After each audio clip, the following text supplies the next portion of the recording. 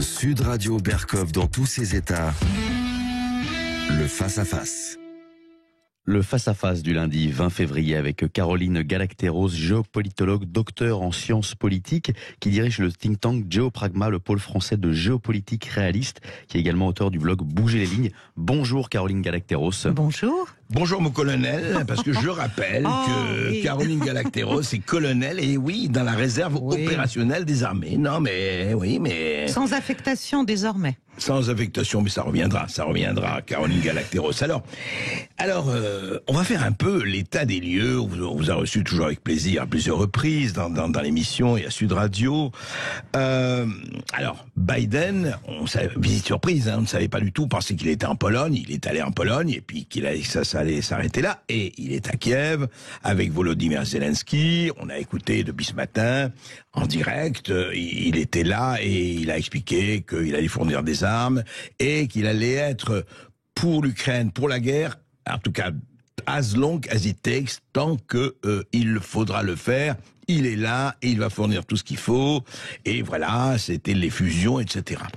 Bien, qu'est-ce que, en fait, là, ça traduit quoi? Ça traduit que on va aller jusqu'au bout? C'est quoi exactement qui se dessine? Enfin, on essaie de comprendre. Puis on va parler aussi de Poutine, on va parler des autres pays, la Chine, tout ce qui se passe. Mais qu'est-ce que ça traduit, Caroline Galacteros? Ça traduit la montée d'une grande inquiétude aux États-Unis devant l'évolution du cours de la guerre. Et je dirais que cette visite, bien sûr, ça se veut un coup de pouce et de nouveau l'affirmation d'un soutien à l'Ukraine.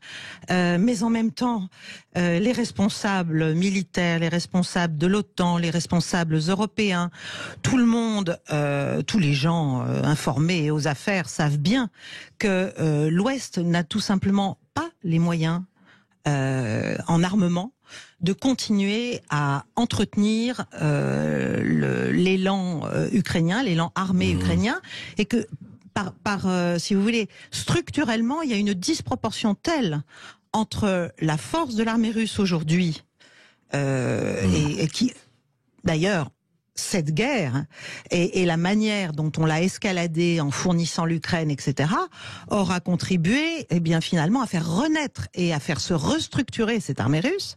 Donc, il y a maintenant. Qui n'était pas au point, mais en non. fait. Donc, c'est fou. Enfin bon, voilà, c'est encore un des effets collatéraux très lourds de cet engagement. Voilà. Mais alors, justement, quand vous dites que l'Ouest n'a plus les moyens, concrètement, en quoi? Expliquez-nous en quoi. Parce qu'ils peuvent fabriquer des armes, etc. On ne peut pas fabriquer au rythme où il le faudrait pour pouvoir renverser la vapeur militaire. Les Ukrainiens n'ont plus grand-chose, à vrai dire. Ils vivent donc sous perfusion militaire et économique d'ailleurs aussi. Mais de toute façon, il est clair, il est avéré, il est dit maintenant d'une manière assez ouverte. Jens Stoltenberg de l'OTAN l'a dit il y a quelques jours. Le secrétaire général de l'OTAN a dit, mais de toute façon, on n'a pas les munitions déjà, ni les munitions, ni les obus par rapport au rythme imposé, si vous voulez, au tempo de la guerre imposé par l'armée russe désormais. L'Ukraine ne peut pas rattraper et encore moins renverser, sauf à engager, je ne sais pas, des forces occidentales. Ça pourra d'ailleurs. Sauf à engager les forces de l'OTAN humainement. Oui, voilà. Mais on sait là le refus américain, tout simplement, de mettre des Américains officiellement sur le terrain. Ça ne veut pas dire qu'il n'y en a pas officieusement. Il y a beaucoup de Polonais sous uniforme ukrainien. Il y en a beaucoup qui attendent en Pologne et qui d'ailleurs sont mobilisés. Donc, moi, ce que je crains, et je trouve que cette période est extrêmement dangereuse, c'est la période du désespoir. C'est la période où on arrive maintenant au moment où le poteau rose va se briser, va se voir, et où on va comprendre qu'on a raconté n'importe quoi depuis un an aux opinions occidentales. Le narratif, vous voulez dire? Le narratif, la guerre des perceptions. La guerre des perceptions, elle arrive à ses limites. Et ces limites, qu'on le veuille ou non, qu'on soit content ou non, ça n'est pas le sujet.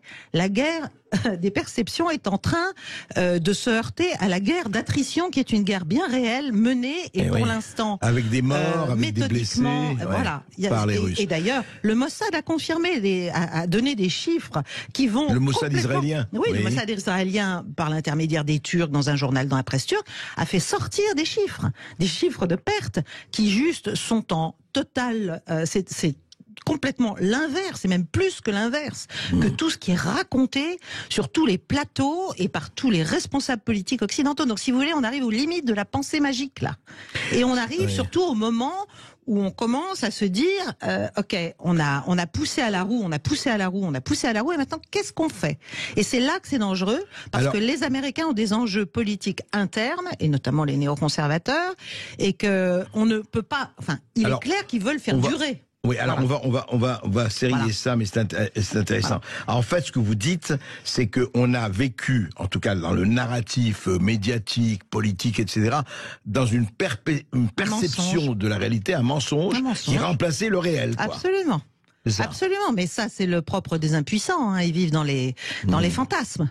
Donc au lieu de considérer la réalité, de se dire qu'on est allé trop loin, que maintenant que la Russie s'est engagée et qu'elle ne peut elle-même plus faire autre chose que d'avancer, il faudrait revenir, c'est ce que j'essaie de prôner, mais je prêche dans le désert, mais enfin je prêche dans le désert, mais il y a quand même eu 50 000 Allemands, ça on n'en entend pas parler dans les médias français, mainstream, il y a quand même eu 50 000 Allemands à Munich il y a quelques jours, enfin il y a un certain nombre de gens, et d'ailleurs le peuple ukrainien mériterait peut-être qu'on lui demande un peu son avis, parce que quand on voit l'enrôlement de force, parce qu'il y a un gros problème de ressources humaines dans l'armée ukrainienne là, très gros, considérable. Surtout que maintenant, la mobilisation partielle décrétée par les Russes, qui est en train de s'étendre par ailleurs, donc eux se mettent vraiment dans une projection longue maintenant, parce qu'ils ont compris que l'Occident ne va pas être capable d'arrêter l'escalade. Oui, sauf si l'Occident, parce que vous pouvez pas écarter, personne ne souhaite cela, met en garde la Russie en disant attention, ligne rouge. Vous avez vu, par exemple, parlons des lignes rouges. Non, ça vous fait rire. Ça fait vraiment rire. Non, vous savez, la ligne rouge, c'était justement l'OTAN qui dit si la Chine envoie des armes à la Russie, eh ben c'est une ligne rouge. Ah oui, ça vous fait rire. Ça fait peur à Pékin, ça. C'est comme quand notre président dit il ne s'agit pas d'abattre la Russie. Bah ouais, c'est sûr, parce que il s'agit de vaincre la Russie sans l'écraser. Sans l'écraser, abattre, oui, écraser. Mais comment diable peut-on envisager d'écraser la Russie ou de contraindre la Chine? Nous sommes dans c'est aussi ce que j'essaie d'expliquer de toutes mes modestes forces. On est dans un bouleversement géopolitique majeur. Cette guerre en est l'un des théâtres. Mais la réalité internationale est en train de complètement changer. Et on a l'impression qu'en Occident, on est une bande d'autruches, la tête dans le sable, et on veut absolument croire que l'impérialisme américain, l'impérialisme occidental va pouvoir continuer, que l'hégémonie va pouvoir se renforcer, et que s'il faut pour ça mener la politique du pire, ben on va le faire. Ça ne marchera pas, c'est-à-dire ça va juste devenir de plus en plus dangereux, de plus en plus, alors pour les Européens, n'en parlons pas, c'est la déréliction, c'est la crise. Alors, comment vous expliquez, alors avant de parler de ce bouleversement géopolitique majeur, Caroline Galacteros, on va prendre le temps d'en parler parce que c'est effectivement important, comment vous expliquez quand même, je veux bien que certains soient aveugles, je veux bien, mais comment vous expliquez que pratiquement tous les dirigeants européens, à l'exception de Orban, de l'Hongrois ou deux ou trois autres, sont complètement vent debout pour effectivement continuer. Il faut. Bon, il faut rappeler aussi qu'il y a une agression russe sur l'Ukraine quand même. Ne l'oublions pas. Il ne faut pas aussi ne pas se raconter ça. Bien sûr, mais déjà, il faudrait s'entendre sur quand a débuté cette guerre. Là, c'est clair que, bien sûr, il y a eu une entrée illégitime, illégale, même si les Russes invoquent l'article 51, la responsabilité de protéger, etc. Les populations russophones qui se faisaient quand même allègrement massacrer depuis des années. Mais, bien sûr, il y a une invasion. Ça n'est pas contestable. Mais est-ce que cette invasion est... D'ailleurs, est-ce que Poutine a eu raison, est-ce que Poutine a eu tort? C'est même pas le sujet. Cette invasion, est-ce qu'elle est une réponse, c'est-à-dire précisément la démonstration d'une ligne rouge russe? cette fois-ci, Ouais. face à une avancée qui est considérée comme militairement dangereuse, enfin insupportable pour la Russie venant de l'OTAN. Est-ce que c'est ça le sujet, c'est-à-dire est-ce que ça a commencé le 24 février, est-ce que ça a commencé en 2014, est-ce que ça a commencé en 2007 à Munich, est-ce que ça a commencé en 2004 avec la Révolution Orange? Question à se poser, mais comment vous expliquez, justement, pour revenir à ma question, que les gouvernements européens, les présidents européens, les dirigeants européens, considèrent que ça, c'est pas le problème, le problème, c'est qu'il faut choisir son camp, on a choisi son camp. Voilà, parce que nous vivons dans un manichéisme complètement indigent qui nous permet d'être autistes, d'être, j'allais dire, d'être clivés mentalement. Nous sommes dans une perpétuelle, moi j'appelle ça la dissonance cognitive, vis-à-vis du réel, vis-à-vis du souhaitable. On ne veut pas voir ce qui nous dérange, quoi. On ne veut pas voir ce qui nous dérange, on ne veut pas voir ce qui nous remet en cause, on ne veut pas voir ce qui exigerait de nous un commencement de début de raisonnement propre, parce qu'en fait le problème des Européens, mis à part 2 ou 3, c'est effectivement qu'ils n'ont plus de capacité ni même de volonté de se dire bon, nous on est en Europe là, on est l'isthme de l'Eurasie. Okay, donc qu'est-ce qu'on fait? Qu'est-ce qu'on veut être? Quel est notre avenir? Est-ce qu'on veut se couper non seulement de la Russie mais de toute l'Eurasie? Est-ce qu'on veut être en... Quel est notre rôle? Nous, on préfère la servitude et en l'espèce l'alignement, et donc on préfère l'obéissance finalement. Alors c'est vrai, c'est simple. Mais en même temps, on veut pas se battre. Sauf si le chef, si le chef fait des âneries. Parce que c'est quand même ça le sujet. C'est qu'on c'est pas l'Amérique qui va payer tout ça. Et ça n'est déjà pas l'Amérique qui paye économiquement. L'Amérique qui gagne en ce moment. Voilà. On se retrouve tout de suite après cette petite pause avec Caroline Galacteros. On va parler du bouleversement géopolitique mondial. C'est fascinant. Et vous avez la parole au 0826 300 300 pour participer à l'émission. Vous pouvez interpeller Caroline Galacteros pour avoir sa vision sur la situation en Ukraine. À tout de suite sur Sud. Radio. Les Français parlent au français. Je n'aime pas la blanquette de veau. Je n'aime pas la blanquette de veau. Sud Radio Berkov dans tous ses états. Et oui, Biden aussi à Kiev, et Volodymyr Zelensky aussi à Kiev. Nous sommes tous dans tous nos États, et également évidemment notre interlocutrice privilégiée Caroline Galacteros, qui dirige le think tank Géopragma. C'est bien, au moins pragma, ça veut dire pragmatique, donc on essaye de rester un peu au niveau du réel quand même. Mais alors, Caroline Galacteros, vous avez parlé, vous dites justement, il y a aujourd'hui, et je voudrais qu'on s'apesantisse un peu là-dessus, en tout cas, ce énorme bouleversement géopolitique mondial. En quoi consiste-t-il concrètement? Qu'est-ce qui est en train d'être bouleversé ou de se bouleverser? Alors d'abord, il n'est pas né le 24 février, mais la guerre en Ukraine et la manière dont l'ensemble du monde réagit à ce conflit lui donne une accélération à ce bouleversement considérable. Le bouleversement, pour faire simple, c'est simplement que l'hégémonie occidentale, qu'elle soit culturelle, qu'elle soit politique, qu'elle soit économique, qu'elle soit financière, qu'elle soit de toute nature, n'est plus ni souhaitée, ni supportable pour le reste du monde, qui a émergé depuis déjà une bonne vingtaine d'années, autour de la Chine, aussi autour d'une puissance renaissante comme la Russie, et c'est ce qui explique une grande partie de la hargne aussi à l'abattre. Et donc, il y a une bascule du monde au sens où il y a désormais une alternative en termes de modèle de puissance. On peut appeler ça des dictatures, des démocratures, des démocraties souveraines. Oui, non mais Caroline Galacteros, je ne dis pas, on va dire l'Occident c'est mieux. Bon, enfin, franchement, si le modèle doit être le crédit social à la chinoise, l'autocratie, la dictature. Oui, on n'en est pas loin chez nous, ça va venir. Mais non, peut-être. Non, ce que je veux dire, c'est cette conception de l'Occident où de dire l'Occident, vous voulez tout régner et c'est fini. C'est fini. C'est ça. C'est fini parce que non pas parce qu'on a tort ou raison. Oui. C'est juste fini. Alors fini pourquoi? Parce que les autres n'en veulent plus. Les leçons, le régime change, l'ingérence intérieure permanente sous couvert de promouvoir la démocratie, etc. Irak, Libye, on a vu tout ça, à quoi ça a mené. Que des désastres. Donc, il faut quand même pas prendre les enfants du bon Dieu pour des canards sauvages. Oui, exactement, c'est l'expression qui me vient.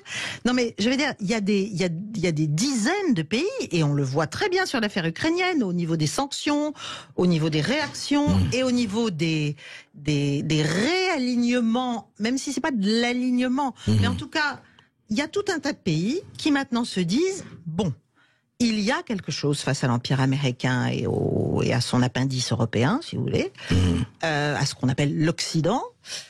Il y a autre chose qui va aussi offrir d'autres opportunités. Et la Chine est évidemment la championne de cela.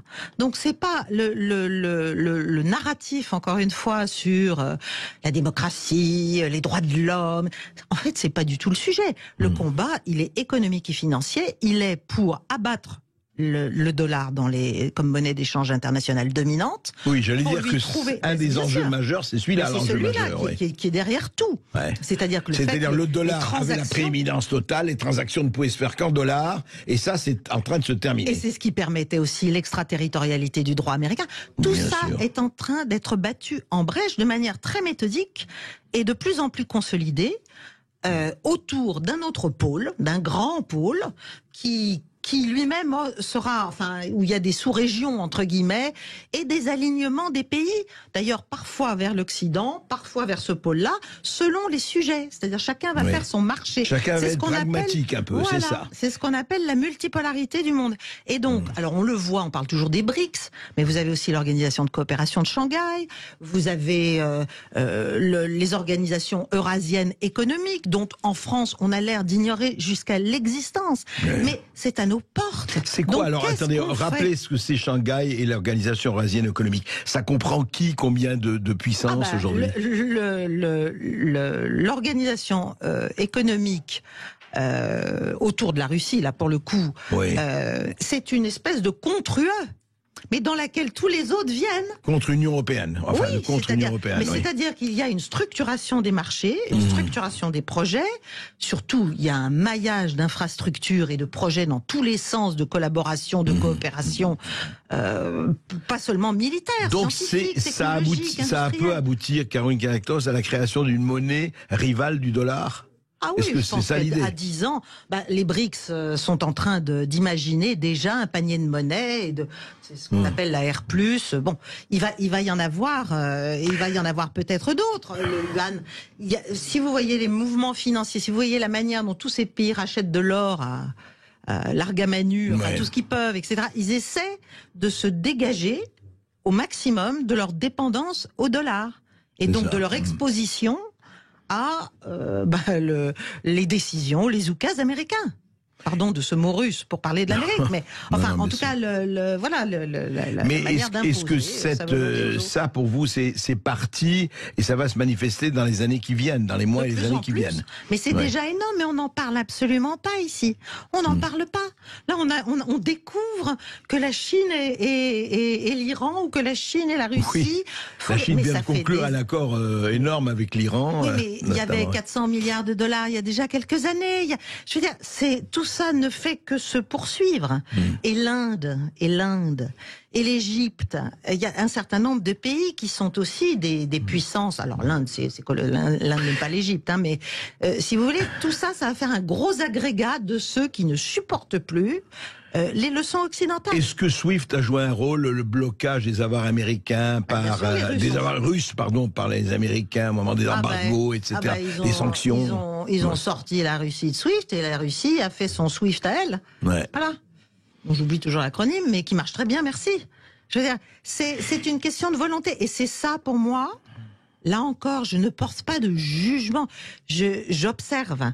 C'est ça, pour moi, le sujet, c'est que Vladimir Poutine, en faisant ce qu'il a fait, il a pris des risques, ça lui coûte une fortune, c'est dangereux politiquement, c'est lourd, c'est lourd stratégiquement sur le long terme si la guerre dure, etc.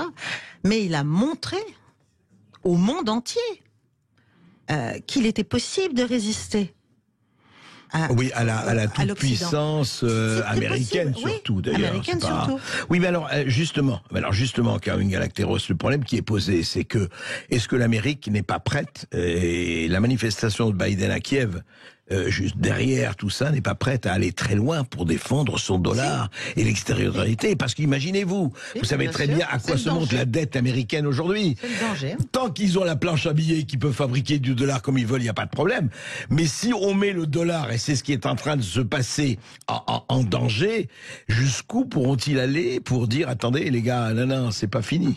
Ils vivent au crédit du monde depuis très très longtemps. Oui, donc, enfin ça a marché. Oui, Voilà. ça a marché tant qu'il n'y avait pas quelque chose en état de dire, finalement, là maintenant, vous n'êtes plus tout seul. Oui, mais alors est-ce qu'ils peuvent... C'est la volonté de promouvoir l'hégémonie contre l'évidence, si vous voulez. Ouais. Donc soit... ou faire une autre hégémonie aussi, enfin, il faut bien dire. Oui, mais ça va Faut être pas un Poutine équilibre. peut être hégémoniste, si vous voulez. Ah, je pense pas du tout que la puissance russe soit hégémonique. Ouais. Alors, pas du Pour tout. le moment, non, en tout cas. Non, mais culturellement, je veux dire, ils sont. Alors eux, c'est l'inverse. C'est-à-dire, ils veulent juste le retour à la Charte des Nations Unies, ce qui est déjà un gros sujet, et pas le monde. Par les règles, ce qui est maintenant le nouveau mantra américain. Il n'y a plus d'ordre international, le droit international. Passons au monde par les règles. Qui édicte les règles? Ah, c'est très intéressant. Donc, si vous voulez, il y a un vrai sujet sur la structure du monde. Est-ce qu'on accepte sa multipolarité? Ou pas, Ou pas? Et est-ce qu'on travaille en cherchant des équilibres qui seront tous imparfaits, mais où on part du respect des acteurs? Juste un mot, il y avait quand même une double hégémonie au temps de la guerre froide. Il y avait l'URSS et les États-Unis. Hein. C'était bipolaire à cette époque-là. Bon, après, il y a eu toute la période, vous la connaissez au moins aussi bien que moi, de la fin de l'histoire de Monsieur Fukuyama. On a vu ce que ça donnait, puis le 11 septembre, etc., etc. Aujourd'hui, en fait, vous dites, est-ce qu'on va accepter, ou est-ce que l'Occident va accepter le monde multipolaire? Ouais, il faut l'accepter. Sinon, nous, on est morts. Nous, les Européens, dans ce monde qui va exister de toute façon. Ce que je veux dire, c'est que la pensée magique a des limites. Donc, si vous ne l'acceptez pas, ça ne veut pas dire que ça n'existera pas. Ça va exister, mais contre vous. Mais voilà. Voilà. Donc, il faut comprendre ça. Il faut redimensionner toutes nos politiques, toutes nos projections d'influence, tous les partenariats qu'on fait. Il faut désidéologiser tout ça. Et ça, pour l'instant, on n'est pas capable, on est dans un manichéisme et une propagande absolument ahurissante, sauf que c'est en train de nous péter à la figure. Voilà. Oui, là, la fameuse perception. Le réel, on s'en fout. Ce qui compte, c'est notre perception du réel. C'est comme dans la société, d'ailleurs. Maintenant. Voilà. On continue dans le wokisme généralisé, y compris géopolitique. Avec Caroline Galacteros, et après cette petite pause, nous accueillerons les auditeurs de Sud Radio qui, je suis sûr, ont beaucoup de choses à nous dire, à nous poser. À nous dire. Les auditeurs appellent beaucoup au 0826 300 300 et vous continuez de nous appeler. On vous donne la parole sur Sud Radio. À tout de suite. Ici Sud Radio.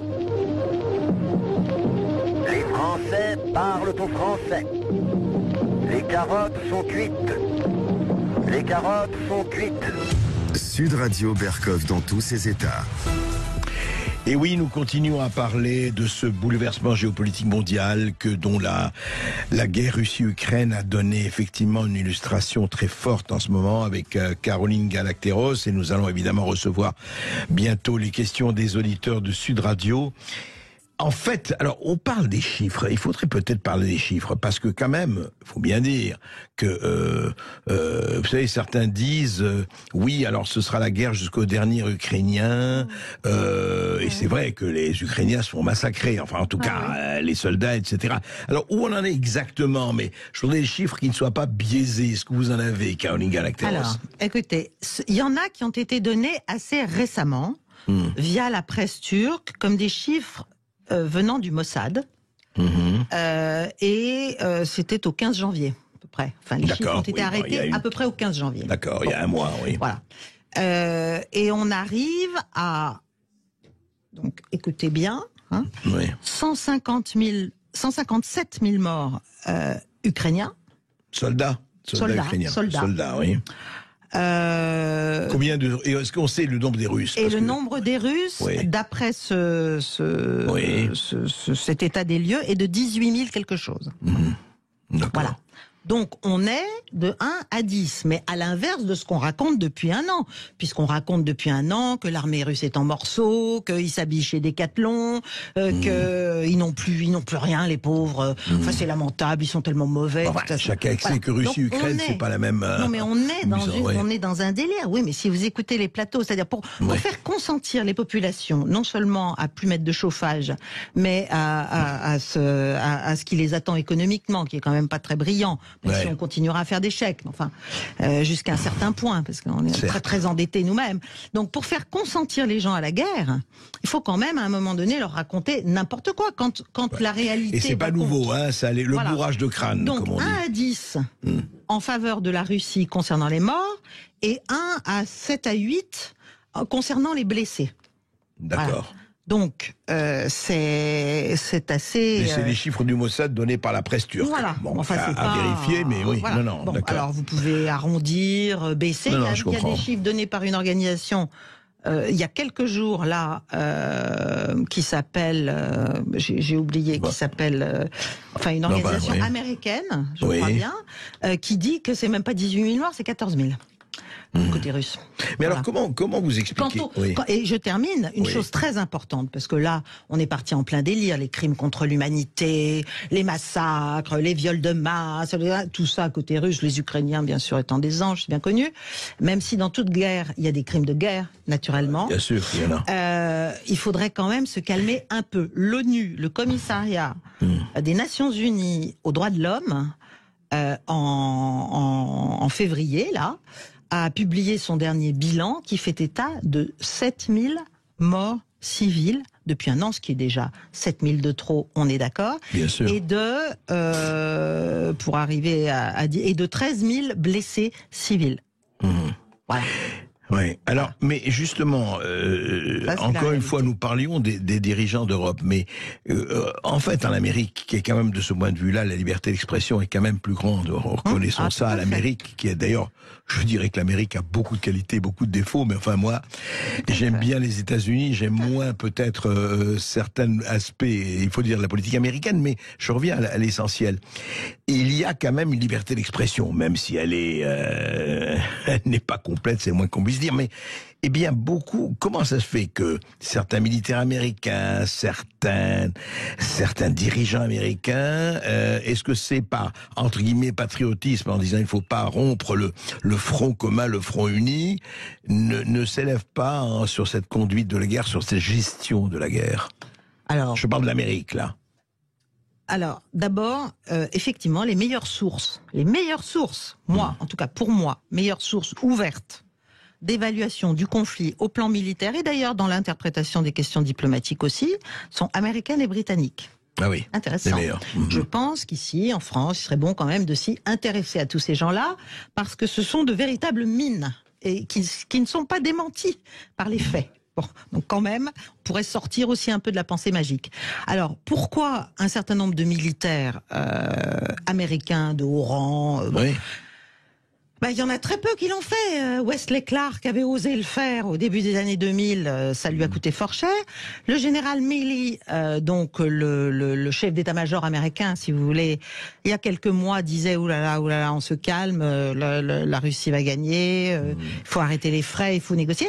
Il a été remis au pas. Il y a 3 jours, il a quand même expliqué, faut quand même le faire, enfin dans le genre retournement à 180 degrés, c'est extraordinaire.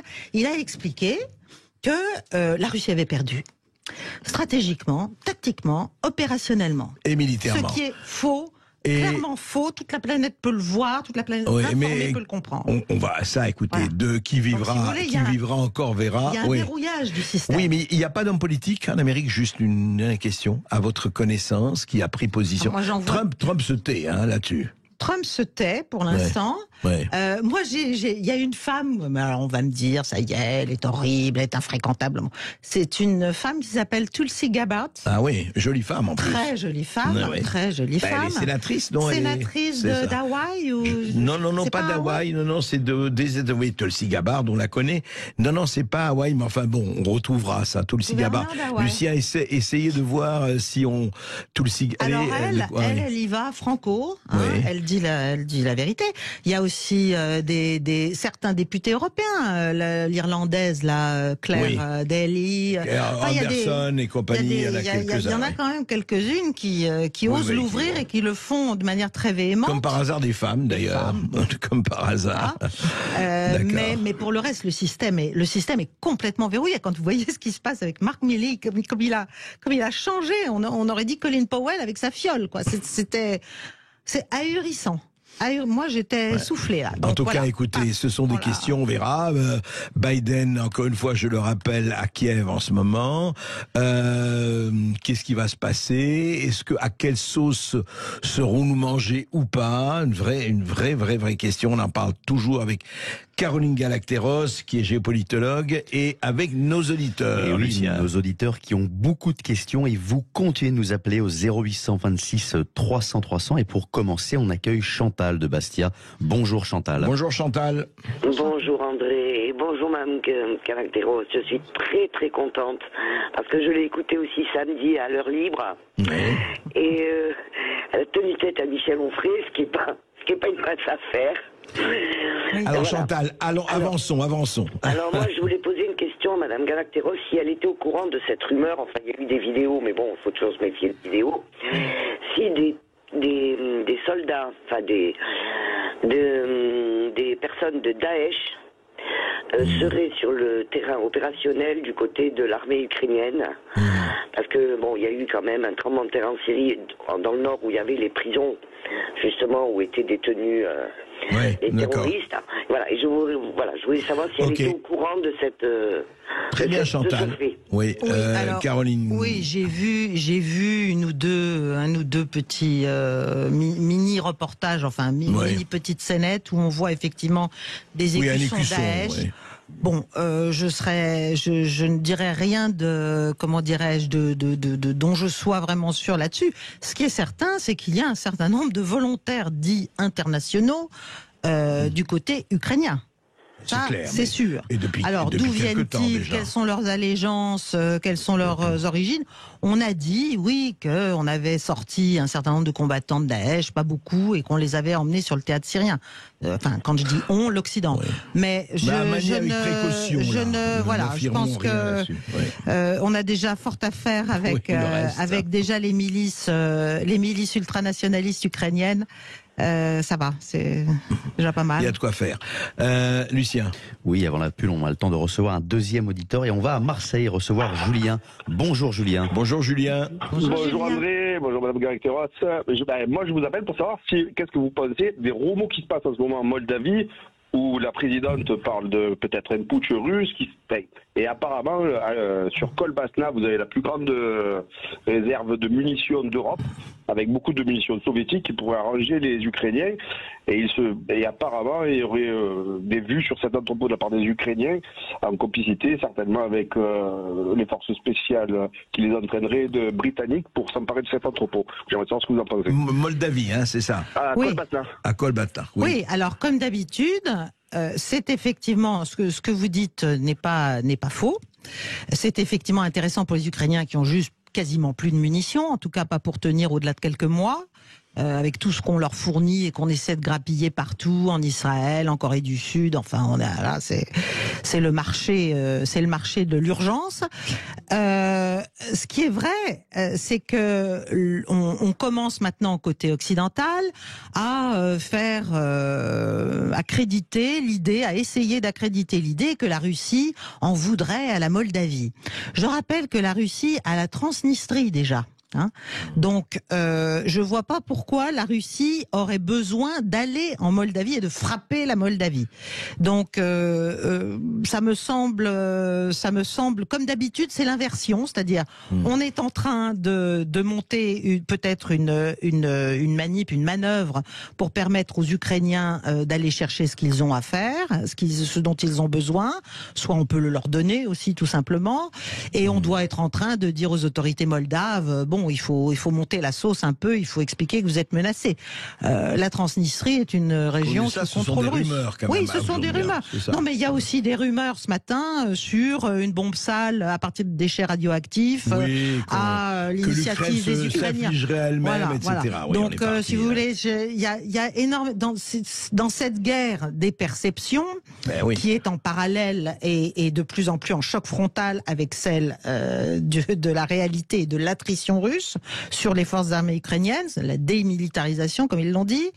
Il y a beaucoup de choses. C'est très difficile. Ça fait partie du narratif des guerres. Voilà, c'est le brouillard. On essaie de faire peur, on essaie d'inquiéter, on essaie de faire monter l'angoisse et on essaie de faire monter l'acquiescement occidental à la surenchère, parce que quand même derrière il y a ça. Moi, c'est ça qui m'inquiète. C'est l'acquiescement des l'acquiescement des populations occidentales aux besoins du pouvoir néoconservateur qui est clairement encore bien en place aux États-Unis. Lucien, on va tourner une rapide page de pub et on ira à Bordeaux pour recevoir Marc et vous continuez de nous appeler au 0826 300 300. À tout de suite sur Sud Radio. Ici Sud Radio. Les Français parlent au français. Je n'aime pas la blanquette de veau. Je n'aime pas la blanquette de veau. Sud Radio Berkov dans tous ses états. 13h45 sur Sud Radio. Vous avez la parole dans le face-à-face avec Caroline Galacteros pour revenir sur la situation en Ukraine. Et on accueille Marc de Bordeaux. Bonjour Marc. Oui, bonjour Marc. Oui, bonjour. Voilà, je suis donc à Bordeaux. Je suis le fondateur d'un collectif citoyen parce que je crois que nos dirigeants sont en train de nous entraîner dans un processus d'escalade qui peut nous conduire à la guerre mondiale éventuellement. Et les citoyens, on a oublié de leur demander leur avis, tout simplement. Ah, ça c'est clair. Donc voilà, nous sommes des gens de tous bords politiques. Oui. Donc nous sommes apartisans. Nous sommes également, nous ne sommes ni pro-russes ni pro-ukrainiens. Nous observons les choses du point de vue français. Oui. Et donc nous essayons de lancer notre action. Nous avons déjà des groupes, des contacts avec des gilets jaunes, etc.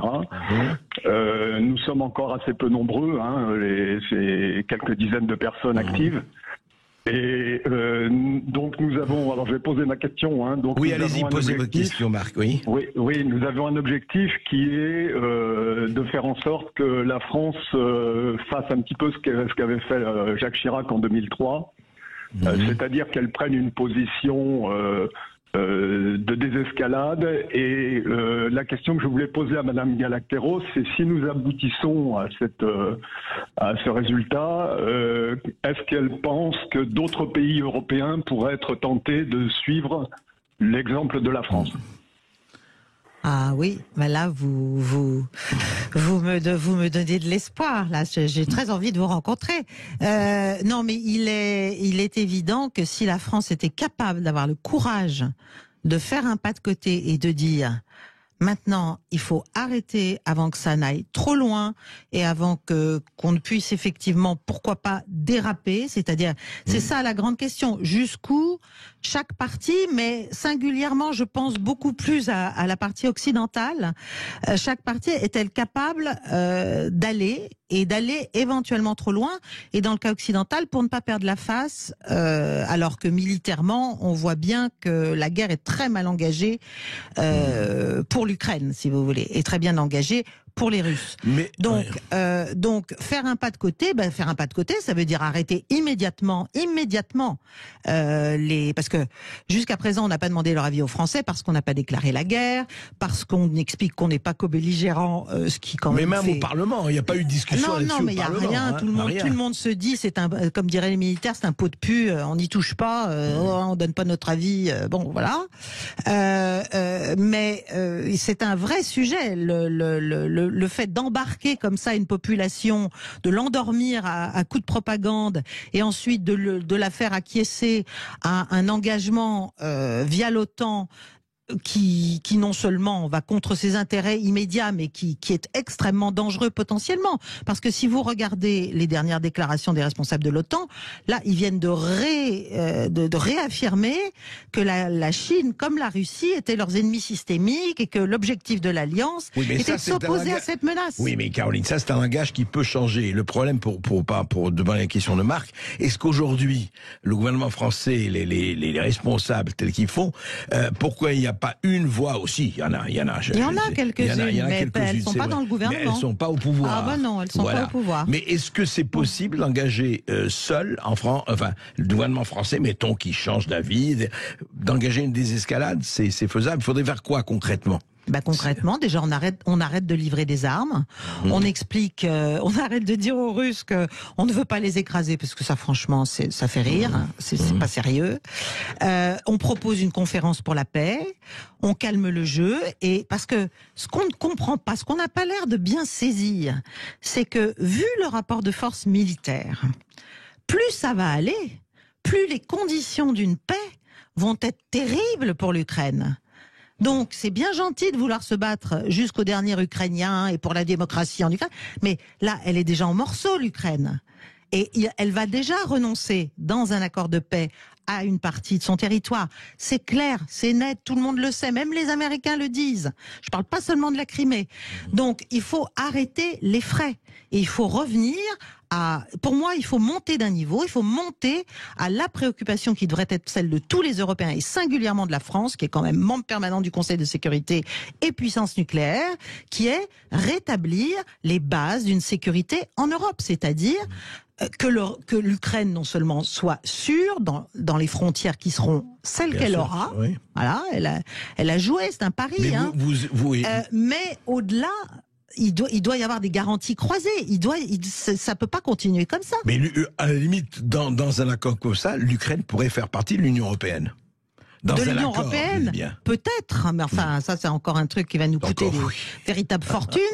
Mais il est évident que l'OTAN, c'est juste, c'est la ligne rouge. On le savait. Je veux dire, ça fait 15 ans qu'on en parle en Russie, quoi, et qu'on le dit partout, et qu'on propose 12 000 solutions pour ne pas en arriver là. Donc, il faut arrêter de se mentir quand même. On a joué et on est en train de perdre.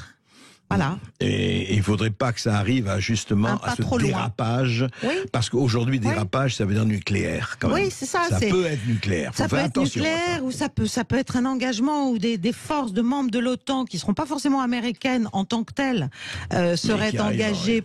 Enfin, c'est complètement fou. C'est complètement fou. Lucien. Merci beaucoup, Marc. Et on va à Perpignan pour recevoir Mohamed. Bonjour, Mohamed. Bonjour à vous, bonjour M. Berkoff et à vos invités et aux auditeurs. Bonjour Mohamed. Ma question, c'est est-ce que Zelensky n'est pas un va-t-en-guerre, qu'il est dans les mains des Américains? Est-ce que nous, on a intérêt à se fâcher avec la Russie, peut-être un petit peu avec la Chine, et peut-être se couper un petit peu au niveau commercial de l'Afrique? Et demain, l'Ukraine va être reconstruite par qui? Par les Anglais, qui déjà ils ont un pied en Ukraine, par l'industrie d'armement américaine, européenne, et demain il nous arrive la même chose à notre pays, à notre conflit. Est-ce que les Américains vont encore imposer leurs lois en Europe? Est-ce qu'il n'est pas temps de s'entendre entre Européens? Mohamed, plusieurs questions, et très bonnes questions, mais je voudrais peut-être que Caroline Galacteros, parce que déjà on pense et on le sait à la reconstruction de l'Ukraine, qui va engager des milliards et des milliards de dollars. Et alors on dit que BlackRock est déjà sur les rangs, sinon partie prenante. Mais bien sûr, les grands fonds. C'est une information ou c'est une rumeur? Bien sûr, les grands fonds américains sont déjà là. Ce qui peut arriver, ça nous est déjà arrivé dans le cadre de l'adhésion d'autres membres de l'ex-espace soviétique à l'Union européenne. C'est-à-dire que c'est nous qui allons financer la reconstruction, etc. Mais c'est pas forcément nos entreprises qui vont en bénéficier. On sait ce qu'il advient généralement des opérations de reconstruction. Ce qui est sûr, c'est que, ce qu'on dit, c'est que au moins les 2/3 et même plus de l'aide soi-disant donnée, chaque semaine, les pledging, etc. Tout ça, ce sont pas des dons. Okay, il y a à peu près, il y a entre 20 et 30% de dons. Et le reste, c'est des prêts. Ce qui veut dire que l'Ukraine, quand on parle de la souveraineté ukrainienne, il n'y a plus de souveraineté ukrainienne économique déjà. C'est fini. Voilà. Donc, et quand on dit, dites-moi. Et je suis entièrement d'accord avec tout ce qu'a dit Mohamed. Hein, c'est évident qu'on doit, revoir complètement notre vision du monde. C'est ce que j'ai dit tout à l'heure en parlant de la bascule. Il faut qu'on se situe nous aussi comme un ensemble européen et comme des puissances qui font ensemble. Et d'ailleurs, l'Europe devrait être médiatrice et neutre. Enfin, en tout cas, par rapport à ça. En tout cas, la France, elle doit être non alignée. Ouais. Parce que dès qu'elle est, ça, je le répète, mais c'est évident, c'est mathématique. Enfin, c'est une question de, dès qu'on est aligné, dès qu'on est dans un camp, on ne sert plus à rien. On ne sert plus à rien, puisqu'on sait très bien, il vaut mieux s'adresser au bon Dieu qu'à ses saints, et donc que Paris parle. D'ailleurs, c'est ce qu'on lui répond à Moscou. On lui dit, écoutez, bon. Ouais. C'est ce qui se passe, c'est clair. On ne vous écoute plus parce que vous n'avez plus d'utilité marginale, résiduelle et encore moins centrale. Lucien. Voilà. Merci beaucoup, Mohamed. Et on va à Lyon pour recevoir Serge. Bonjour, Serge. Bonjour, Monsieur Barkov. Bonjour, Madame Galacteros. Bonjour, Serge. Ouais. Alors, je vous appelle concernant le fait qu'on veut confisquer les avoirs russes en Europe. Et vendredi, la Russie a annoncé qu'elle prendra des mesures réciproques. Alors, je me demandais si, comme la Russie annonce, les avoirs européens en Russie sont plus importants que les avoirs russes en Europe. Et ensuite, c'est quoi l'idée de confisquer les avoirs russes pour les fournir finalement à l'Ukraine pour la reconstruction de l'Ukraine? Et donc, on gagne rien, c'est l'Ukraine qui gagne. En revanche, nos avoirs sont confisqués en Russie et donc c'est la Russie qui gagne aussi. Donc nos entreprises, nos oligarques et nos gouvernements perdent de l'argent au profit de l'Ukraine et la Russie. Tout à fait. Ben, vous avez, je suis entièrement d'accord. Mais ça c'est un vrai sujet. C'est que l'Europe se tire sans arrêt une balle dans le pied et que justement la réduction de la compréhension du monde à un prisme purement idéologique, à de l'antirussisme pavlovien et à finalement. Vous n'avez pas dit primaire. Oui, primaire. Enfin, Pavlov, ça me va bien. Voilà. Nous coupe les ailes, les pieds, les pattes, le bec. Enfin, je veux dire, ça, de ce point de vue-là, on n'avait même pas besoin de l'attentat ou du sabotage de Nord Stream 1 et 2. L'économie européenne est durablement coupée de l'économie russe. Et c'est extrêmement regrettable. Pourtant, ça ne veut pas dire que la Russie ne cherchera pas à recréer des liens le moment venu. Et j'espère que nous aurons l'intelligence de les favoriser. Mais ça va prendre du temps parce qu'il n'y a plus de respect, il n'y a plus de confiance, il n'y a plus rien. Pas tellement dans la communauté d'affaires, mais politiquement, il n'y a plus de confiance. Mais c'est vrai, surtout que nous avions un de nos ministres les plus brillants qui disait qu'il y a 3 mois, encore 4 mois, nous allons faire s'effondrer l'économie russe. Oui, on a vu les résultats. Et on a le temps ou pas? Alors, je crois qu'on n'a pas le temps. Alors, on prend un dernier auditeur. On a le temps, il va falloir faire vite. Hélas. Merci beaucoup, Serge. Et on accueille Manu de Lacano. Bonjour, Manu. Bonjour, Manu. Oui, bonjour André, bonjour à votre invité. Je voudrais tout d'abord remercier Sud Radio pour cette autre son de cloche que l'on a sur cette guerre, parce que c'est vraiment insupportable tout ce narratif que l'on entend partout, et alors qu'on voit très bien, nous, simples citoyens, un peu la vérité se dessiner. Et je voudrais juste réagir par rapport à un auditeur qui vous a appelé, qui s'appelait Marc, là, il y a quelques minutes, et qui a monté un collectif sur Bordeaux, étant pas loin, mais j'aurais bien aimé pouvoir rentrer en contact avec lui, parce que je crois qu'on a besoin de tous ces citoyens, on a besoin en tant que citoyens de pouvoir se montrer qu'on est pour la paix en Europe, mais voilà. Tout à fait. Marc, alors écoutez, rappelez-nous, ou comme ça, on va s'en occuper, rappelez-nous là, et on va vous donner les coordonnées de notre auditeur. Voilà. Merci. Juste un dernier mot. Nous arrivons à la fin d'émission pour en parler pendant des heures. Caroline Galacteros, en fait, on va vous poser la question qui ne fâche pas, non? Enfin, vous êtes optimiste ou pessimiste aujourd'hui, à l'heure où on parle? Sur l'issue de tout cela, est-ce que ça va se calmer un jour? Je dis pas demain, mais ou ça va durer encore longtemps? Ça va durer jusqu'à ce qu'il ne soit absolument plus possible de faire semblant. Et à ce moment-là, il va falloir compter sur un petit morceau d'intelligence de situation résiduelle à la Maison Blanche, voilà, Oui. et au secrétariat d'État autour d'Anthony Blinken, et sur la retenue et je dirais en fait la capacité de chacune des deux parties. Je parle même pas de l'Ukraine parce que l'Ukraine est encore une fois un instrument. Non, les deux parties. Et Zelensky, à un moment donné, sera peut-être sorti du jeu parce que son jusqu'au boutisme pour l'instant est utile, mais il y a un moment où il ne sera plus utile, il sera même contre-productif. Donc la question c'est il faut qu'à un moment donné, chaque partie comprenne qu'elle doit permettre à l'autre, c'est compliqué, de garder sauver la face. De sauver la face, absolument. De sauver la face. C'est toujours ça. Et c'est comme ça qu'on va pouvoir arriver à quelque chose et stabiliser sécuritairement cette situation. À mon avis, quand même au profit de ce qui restera d'Ukraine, et c'est pour ça qu'il ne faudrait pas trop attendre. Acceptons-en l'augure. Merci, Caroline Galacteros. C'était le face-à-face du lundi fin février avec Caroline Galacteros, géopolitologue, pour revenir sur la situation en Ukraine. Merci d'être toujours aussi nombreux à nous écouter. Tout de suite, l'émission de Brigitte Lahaye. À tout de suite sur Sud Radio.